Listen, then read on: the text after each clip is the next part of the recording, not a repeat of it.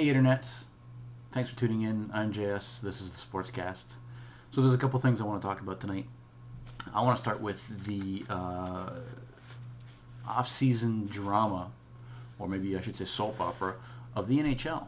So this off-season we've had an ex-owner go to jail, a league that turns on the PA, a guy that's still trying to buy a team, and a commissioner that keeps putting his foot in his mouth. So here's the scoop, guys. Right now, the Phoenix Coyotes are still for sale. This is all still going through courts. The NHL has a bid to buy the Coyotes for, if I'm not mistaken, $140 million. So Jim Balsillie, who's been trying to buy the Coyotes all this time and move them to Hamilton, decided, you know what, if the city of Glendale is so against me buying the Coyotes, let me do this. I'll take $20 million away from my original bid, which was $212 million. I'll add $30 million to that, and I'll give that $50 million to the city. The rest will go to Jerry Moyes. Moyes seems very happy with this. Now, Balsillie's new offer is actually $100 million more than the NHL's offer. Now, Ice Edge, which was a conglomerate of Canadian businessmen and American businessmen, or investors, I should say, American and Canadian investors, they've now pulled out their bid. Jerry, no, I'm getting a brain cramp here. Jerry Reinsdorf, who was also bidding. Now, there was some conflict of interest there. His son, who, runs the company that does the lease on the arena, and there's a lot, there's a lot of backdoor dealings there. So in any case, they've pulled out. So again, it's now only Jim Balsillie versus the NHL. Who knows what's going to happen? So it's going to court shortly. I can't see the court ruling in the NHL's favor in this. I mean, $100 million. Now, would the NHL's come back and said, you know what? Fine. If the court does rule in favor of Jim Balsillie and, they are going to be moving the team, there will be a relocation fee anywhere between $101 and $130 million. Relocation fee. So what that means is on top of the $242 million that he's going to be paying for the team, he's going to have to pay 130 more millions to actually move the team. Now, I don't know what's going on with that, but who knows? We'll have to see what happens. Now, in the NFL, I've actually seen Michael Vick play, and I got to say, you know what? I've been quite impressed. I'm very surprised that a guy that spent 2 years in jail could come back, throw the ball like that, run like he's been running, block like I got to admit, the block he threw on, I forget who it was, but he threw a low block the other night. Or actually, no, I'm sorry, that was Brett Favre. Brett Favre threw a low block on one guy the other night. I thought that was a little cheap. But then again, I don't think Brett Favre's a cheap player. I don't think he's the kind of guy that does cheap shots. But anyway, I had some concerns about that hit or that block that he did. But anyway, I saw Vic play. I'm quite impressed. Now, not sure what the deal is there, but apparently he wasn't supposed to play for the first 6 games of the season. So although he was allowed to play the preseason, the commissioner says, you know what? That's fine. You can come back, but you're going to be suspended for the first 6 games. Now, preseason's over. Commissioner comes back and says, okay, fine. You know what? You can play by game 3. So what's the deal with that? So because he's actually in shape and can play, oh, fine, you know what? You can play by game 3. I don't know. It sounds like by the time, we get our first game this weekend, Vic will actually be allowed to play in the first game, and we'll see him on the field. Who knows what's going to happen? It seems a little bit, popcorn there. I don't know what's going on. Now, in NASCAR news, yes, this is my NASCAR report, specifically 44white.com. Now, hopefully you guys will get to see the whole video. I've been having a hard time converting my videos and all that stuff, so that's why I've been away for a while. So instead of making separate videos, I'm jumping and putting everything into one. I gotta say, after watching the last race, man, do I miss the Fox guys.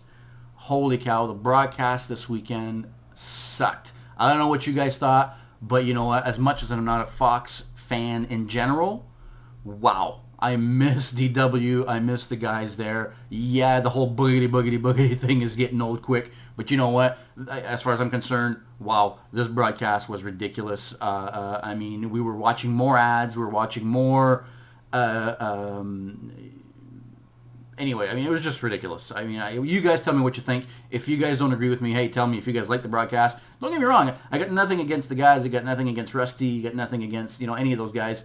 But, like I said, hey, DJ, you're my man. But you know what? Yeah, that just doesn't do it for me. I can't wait for the Fox guys to come back.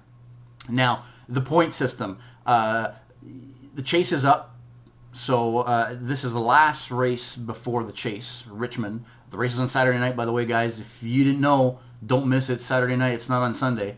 But we're finally cutting it to the chase as of next week. Now,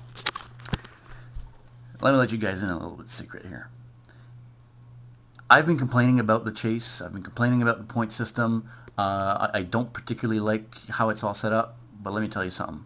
I love it. You know what? The chase is coming up. One race to go. Holy cow.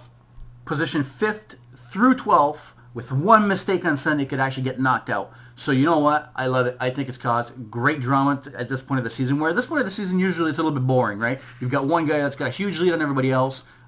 He's almost a shoo-in to win the championship. Now, wow. Now we've got some racing guys guys are all in at this point. Hey, if they don't make it, they're out. Now, don't get me wrong. I still have a little bit of a beef with the way the point system is set up. Let me give you a quick example. One year, I forget what year exactly it was. I think it was 2 years ago. Jeff Gordon ends the season, the regular season, leading the points by something ridiculous, like 450 or almost 500 points. Now, he would have been pretty much assured to win the championship that year. He actually starts with a disadvantage. So he wins the regular season, starts with a disadvantage because he only had 1 or 2 wins that year. Actually, I think he might have had none. I'm not sure. In any case, I'd have to go back and look at the stats. But whatever the case is, he actually came in first in the regular season, starts with a disadvantage, could never make those points up, doesn't win the championship. That's my first problem. You know what? If you've won the regular season, you should have some sort of an advantage. Regardless of what happens, regardless of how many races you win or whatever the case is, if you win the regular season, you should automatically start in first place when the chase starts. I mean, in any other sport, when the playoffs come around, the guys that won the regular season get home field advantage. So obviously there is no home field advantage in NASCAR. Somehow they need to fix that so that the guy that actually wins the season starts up front. I mean, come on. What's the point of winning the season? You might as well just hold back and get a, points race and get a consistent, season going on and so on and so forth. Anyway, my other beef with all this is that in no way are race winners assured of making the chase. So a guy can win 4 races, 5 races, 6 races. Casey Kane a couple of years ago won 6 races in one season, and he just barely made it.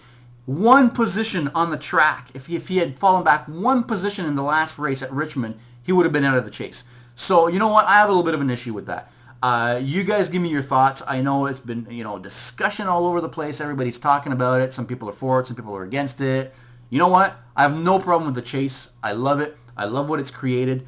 I love the fact that we have a playoff system in NASCAR, but I think it needs to be tweaked. Now, in another quick NASCAR news, I'm sure everybody's read it online by now. Jeremy Mayfield is now suing his stepmom for the murder of his dad. Now, I'm not sure what the whole deal is with that. I've sort of lost interest a little bit, and I think that's a little bit sad, to tell you the truth. It is a great story, not in the sense that Jeremy Mayfield, he's such a good guy, he's getting screwed, or even the opposite. Jeremy Mayfield, he's a bum and he's doing drugs and this and that. You know what? I really have no opinions either way. My thing with this is that we've got a guy that we don't really know what truly happened, who's going to get forgotten, who's going to, disappear. Nobody's going to talk about him anymore. We're not going to hear about it. We're not going to know what's going on. And frankly, that's a little bit sad. So in any case, guys, this is it for me tonight. I've been talking for almost 10 minutes, so hopefully this is not too big of a video and I can actually convert this and upload it this time. Give me your thoughts. Hopefully you'll see this on the SportsCast MySpace page. youtube.com, SportsCast1, and on 4wide.com. Leave me your comments. There's tons of places to leave your comments. Let me know what you guys think, either about Michael Vick, Brett Favre's hit, NASCAR, the NHL. Hey, guys, throw it at me. I'm sure there's a lot of stuff going on. Frankly, I haven't been able to follow everything. I know there's all sorts of stuff going on in baseball. Actually, guys, you know what? Tell me about what you thought of that throw that Ruiz got right in the face. This guy plays for the Toronto Blue Jays, comes up to the plate. Pitcher, I think it's from the Yankees. You know what? I wasn't watching the game. I just saw the highlights quickly. But in any case, this guy throws him a fastball right in the face. So anyway, I don't want to babble on. I've been talking for too long. I'm at 2 minutes, 10 minutes, almost 11 minutes.